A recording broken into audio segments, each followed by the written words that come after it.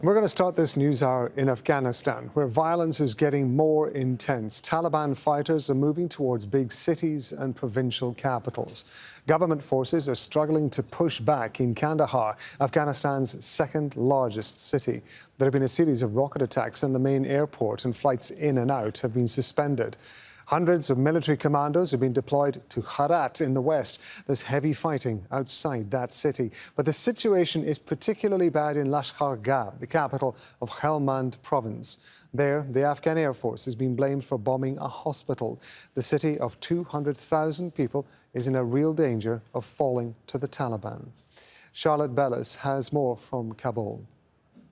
Heavy fighting in and around three major cities in Afghanistan. In Lashkar-Gah, the capital of Helmand province, fighting started on Saturday when the Taliban entered the city. Residents said they could see the Taliban moving street to street, getting closer to the heart of the city until Afghan special forces entered. And since that time, they said they've just heard heavy gunfire and also airstrikes from Afghan Air Force and also from the United States, peppering around the outskirts of the city there. Communications have been cut off in Lashkar-Gah, so incredibly hard to get information in and out of the city and for residents to feel secure not knowing what is going on around them.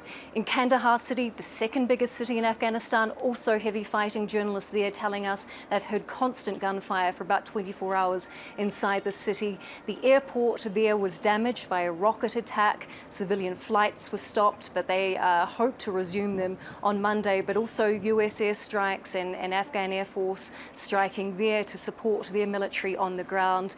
And thirdly, in Herat city in the west, that is looking a little bit better from the government's perspective. They've managed to retake control from the Taliban. They sent in reinforcements and they've managed to push the Taliban out further and re-secure the airport, allowing flights to resume for residents there. Now, President Ghani held a cabinet meeting where he talked about the security situation evolving. He said he doesn't believe that the Taliban are interested in peace and that securing cities are their priority. Well, the Taliban has taken more territory in recent weeks than it did at any time since it fell from power 20 years ago.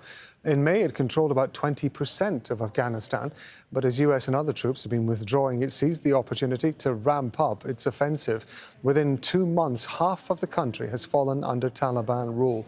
The Afghan government is now facing a critical test as the fighters advance and surround the capital, Kabul. Viktor Yurosevich is a medical coordinator at the Emergency Surgical Center for War Victims in the center of Lashkar-Gah. He says he hopes the neutrality of his facility will keep his team out of the conflict. The situation in Lashkar-Gah city itself, security-wise, deteriorated vastly since last 3 days, especially yesterday in the afternoon when we are seeing open clashes inside the city, close to the city center. We received 20 patients, mostly civilians. 9 patients arrived as dead on arrival, and all the city is now blocked. And we cannot predict the dynamics of the next days, even hours. Different variety of injuries. We have mine, shell, bullet.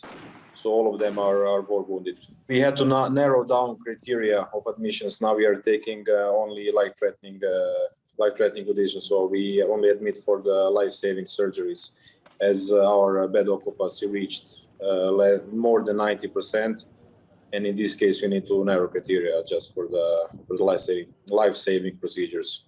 We have the stock for 3.5 months of all supplies, except of critical items that we try to get from our center in Kabul.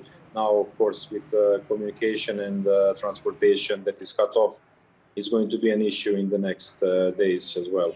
In this moment, there are no any tensions around the facility itself. Our main goal is neutrality. So we treat everybody as same. We don't ask questions. We don't ask who is from which party. And we hope this neutrality will help us to survive in the next period.